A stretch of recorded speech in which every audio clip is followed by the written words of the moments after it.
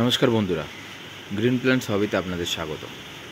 আবারও একটা নতুন ভিডিও নিয়ে আজকে হাজির হয়েছি আপনাদের সামনে। এটিও একটি ইনফরমেটিভ ভিডিও। সারাদিন বৃষ্টি হচ্ছে, ঝিরঝির করে বৃষ্টি পড়ছে কন্টিনিউ, কখনো জোরে কখনো আস্তে, বর্ষাকাল চলছে। তো বন্ধুরা, আমি আপনাদের যেই জিনিসটা দেখাচ্ছি, আমি একটি ছাওয়ার শেডে দাঁড়িয়ে ভিডিওটা করছি। তো দেখুন বন্ধুরা, আমি আপনাদের যেটা দেখাবো সেটা হচ্ছে কী কী করণীয় বর্ষাকালে যাতে গাছগুলোর কোনো ক্ষতি না হয়। আপনারা হয়তো খেয়াল করছেন, যেমনি এই সব গাছের কোনো প্রবলেম হয়। দেখুন, টবে কিন্তু কোনো প্রকার জল জমে নেই। যা জল পড়ছে এটা কিন্তু তলা থেকে বেরিয়ে যাচ্ছে। দেখছেন বন্ধুরা, সেটা তলা থেকে বেরিয়ে যাচ্ছে। দেখুন আমার এই টবটিতে, এটাতেও তাই। কোনো রকম জলে মাটিটা উপর দিয়ে ভেজা জাস্ট, কিন্তু জল জমে নেই। কিন্তু কিছু কিছু বর্ষাকালে যেটা প্রবলেম হয়ে থাকে, যেমনি আমারও হয়েছে, কিছু কিছু টব আছে যেগুলোতে জল দাঁড়িয়ে যাচ্ছে, হয়তো তলা থেকে শিকড় আটকে তলাটা জাম হয়ে গেছে। সেরকম আর একটা আমি গাছ দেখছি, এখানে আমার অ্যাডেনিয়াম গাছগুলো রয়েছে। আপনারা খেয়াল করবেন, দেখুন এখানে সব অ্যাডেনিয়াম গাছগুলো রয়েছে, শুকনো, কিন্তু সামনেরটাই দেখুন, এটাতে একটু জল জমে রয়েছে। দেখতে পাচ্ছেন, খেয়াল করেছেন বন্ধুরা? এই যে জল জমে রয়েছে, এই জলটা যেন না জমে, তাহলে এই গাছটার কিন্তু ক্ষতি হবে। দেখুন এই জল যে জমে রয়েছে, এই জলটাকে আমাকে কি করতে হবে, এই জলটা ফেলে গাছটিকে আমাকে শেড এরিয়ায় নিয়ে আসতে হবে। তার কারণ হচ্ছে, যখনই বৃষ্টি হচ্ছে তখনই জল জমে যাচ্ছে। হয়তো ধরুন বৃষ্টি হয়ে যাওয়ার পরেও 3-4 ঘন্টা 5 ঘন্টা ধরে জল টবের মধ্যে স্টক হয়ে রয়েছে। তাতে কি হবে, গাছের শিকড়গুলোতে পচন ধরতে পারে। যেমনি এই সব গাছের টবে কি হয়েছে, এই সব গাছের টবে কিন্তু যা জল পড়ছে, জলগুলো বেরিয়ে যাচ্ছে। অতএব এই গাছের কোনো রিস্ক নেই। যেরকমই বৃষ্টি হচ্ছে, জল পড়ছে, জল বেরিয়ে যাচ্ছে। রিস্ক হয়ে যাচ্ছে এই পটটাতে। দেখুন বন্ধুরা, এই পটটাতে কিন্তু জল স্টক হচ্ছে। তার মানে কি হচ্ছে, শিকড়গুলো কিন্তু পুরোপুরি জলের মধ্যে ডুবে রয়েছে।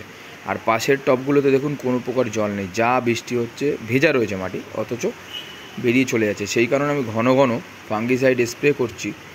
আমার এখানে দেখুন বুগেনভিলিয়া গাছগুলো, এর টবেও কিন্তু কোনো রকম জল জমে নেই। আমি দূর থেকে দেখাচ্ছি ক্যামেরা জুম করে, দেখুন এর টবেও কিন্তু কোনো রকম জল জমে নেই কোনোটাতেই।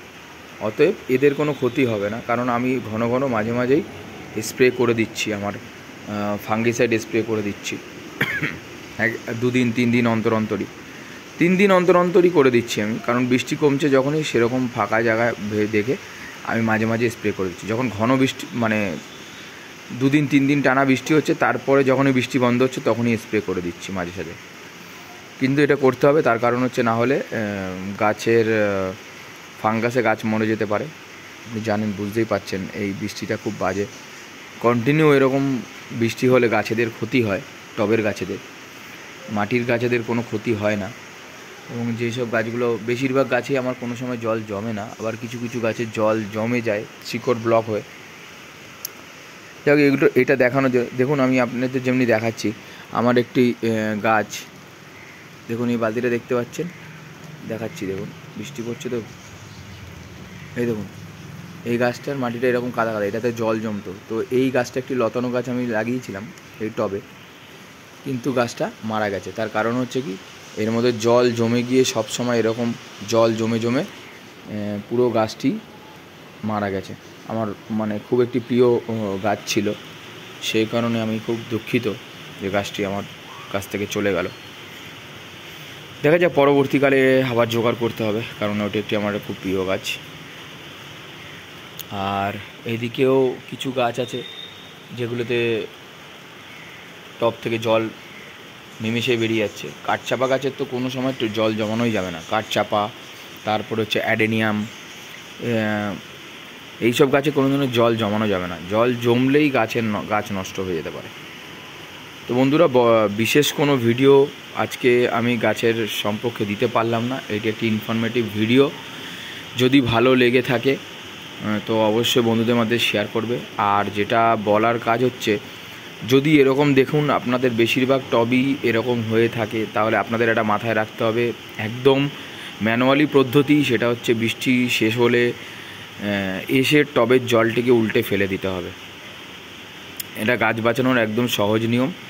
কোনো সময় বৃষ্টি হলো, ভারী বর্ষণ হলো, ধরুন রাতে বৃষ্টি হয়েছে, সকালবেলা উঠে আসবেন ছাদে, এসে টবটাকে উল্টে গাছের জলগুলো ফেলে দেবেন, টবে জমে থাকা জলটা ফেলে দেবেন। কোনো সময় জল জমতে দেবেন না টবের গোড়ায়, তাহলে কিন্তু গাছ যে কোনো সময় মারা যেতে পারে। আর বৃষ্টি যখনই কমবে, 1-2 দিন টানা বৃষ্টি হলো বা একদিন টানা বৃষ্টি হলো, তার 2 দিন পরে যখনই এরকম হবে, তখনই কিন্তু আপনাকে এখন এই মুহূর্তে ফাঙ্গিসাইড স্প্রে করতে হবে, যাতে গাছের শিকড়ে বা গাছের বডিতে কোনো ধরনের ফাঙ্গাস না লাগে, তাহলে আপনার গাছ ভালো থাকবে। তো ধন্যবাদ আমার ভিডিওটা দেখার জন্য। ভিডিওটা একটি ছোট ভিডিও, আপনারা দেখবেন এবং যদি মনে হয় এটা ইনফরমেটিভ, তাহলে অবশ্যই বন্ধুদের মাঝে শেয়ার করবেন, এবং যারা নতুন আমার চ্যানেলে এসেছেন তারা অবশ্যই আমার চ্যানেলটিকে সাবস্ক্রাইব করে নেবেন। ধন্যবাদ।